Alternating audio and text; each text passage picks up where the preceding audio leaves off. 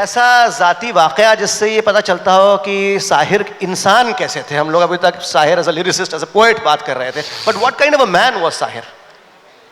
अच्छा, उनको अपनी पॉपुलैरिटी का जो है कुछ ये था कि साहब उनको पता था कि मैं इतना पॉपुलर हूँ? अब इतने मासूम तो नहीं थे ना कि उन्हें यही नहीं मालूम कि मैं पॉपुलर हूँ। ऐसा कैसे हो सकता है भाई? आदमी पॉपुलर, ये अलग बात है कि वो कितना इजहार करे ना करे, उस पर घमंड दिखाए ना दिखाए, दिखाते थे लेकिन ये कि अब मुझे तो नहीं दिखाते थे तो मेरा प्रॉब्लम नहीं हो, किसी को दिखाते भी होंगे और कभी कभी शायद दिखाना भी पड़ता होगा। मगर ये कि वो एक बड़े पैराडॉक्सिकल आदमी थे। वो मैं साहिर के बारे में कहूँ, वो बहुत अच्छे आदमी थे। इससे ज़्यादा बोरिंग बात उनके बारे में की नहीं जा सकती।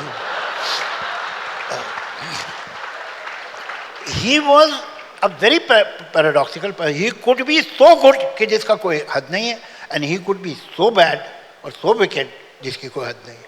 तो वो ये पेंडुलम था, मूव करता था, कभी इधर चले गए कभी उधर चले गए। जिंदगी देखिए क्या है कि वो उन्हीं का शेर है कि दुनिया ने तजुर्बात व हवादिस की शक्ल में जो कुछ मुझे दिया है वो लौटा रहा हूँ मैं।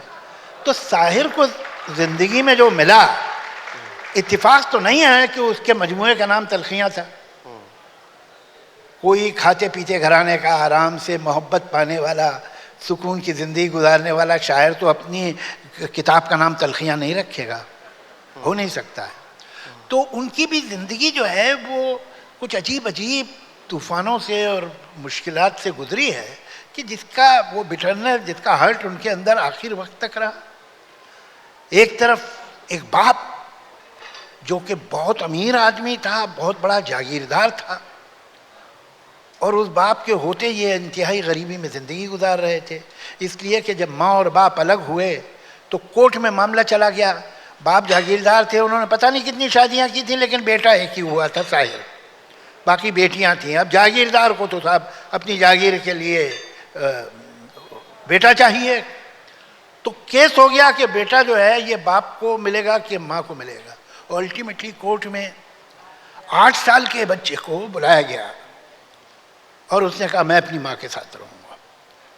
तो वो बाप से दूर हो गया।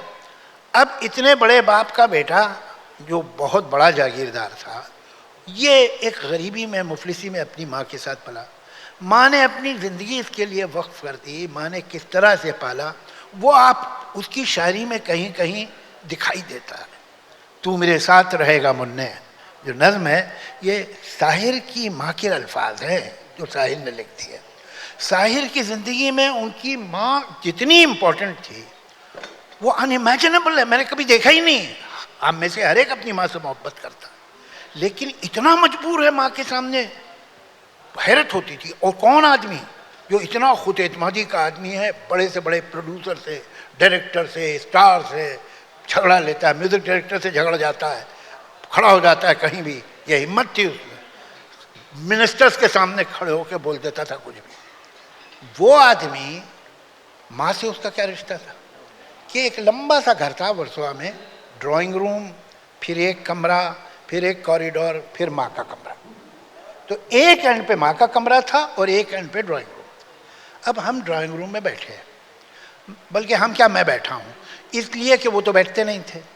साहिर साहब 5 घंटे, 4 घंटे, 3 घंटे, कितनी देर वो शराब पी रहे हो, खड़े होके पीते थे, बैठ के नहीं। वो टहलते रहते थे, खड़े रहते थे, मगर शराब पीते वक्त तो बैठते नहीं थे, बस उनकी आदत थी। अब अजीब भी लगता था कि हम बैठे हुए हैं, हमारे बड़े हैं भाई, वो टहल रहे हैं, यहाँ खड़े हो गए, यहाँ खड़े हो गए, यहाँ खड़े हो गए, गिलास हाथ में, बैठते नहीं।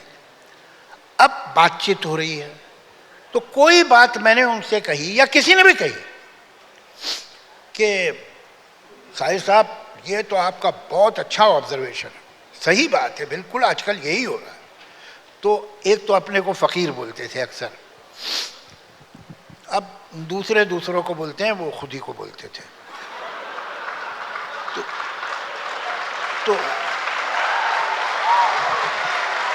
तो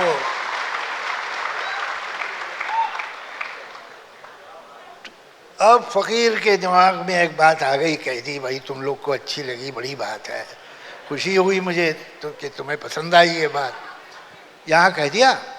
अब हम फिर बात चल रही है, he would walk out in half a minute, cross the whole house, go to the mother. माँ अपने कमरे में बैठी कुछ कर रही हैं, उन्हें कुछ नहीं मालूम ड्राइंग रूम में क्या डिस्कशन चल रहा था, ग्लास हाथ में है उसके, वहाँ माँ को बताएगा, माँ जी वो ये बातचीत चल रही थी तो मैंने ये कहा, तो वो लोग कहने लगे कि भाई ये तो बड़ी कमाल की बात कह दी, ऐसी तो कोई कमाल की थी नहीं। तो माँ कहे नहीं बेटा, है तो बहुत अच्छी बात कही तूने, बहुत सही है, बहुत अच्छा, सही है, फिर वापस आ जाएगा। कोई भी बात है ये, यानी it can be funny once, मगर ये एक 40-45 साल के कामयाब आदमी पे ये ग्रिप हो माँ की, ये मैंने देखा नहीं है। He had to take the confirmation from the mother. वो जिंदगी में कहीं अकेले जा नहीं सकता था। आप लोगों में से जो थोड़े बड़े हैं, जिन्होंने साहिर के मुशायरे देखे हैं या बुलाया है या वो मुशायरे में शिरकत की है, देखा है, उसको जाना है अमृतसर, उसको जाना है हैदराबाद, उसको जाना है बुरहानपुर मुशायरे में, कार में जाता था माँ को लेके। वो बिना माँ के सफर ही नहीं कर सकता था। It's a strange situation, it's not normal. और कौन आदमी, ऐसा नहीं कि कोई स्पाइनलेस वीक सा आदमी, a man who would stand up against anybody, any power. उसने ऐसे ऐसे एडवेंचरस काम किए हैं जिंदगी में कि अच्छे अच्छों की हिम्मत ना हो।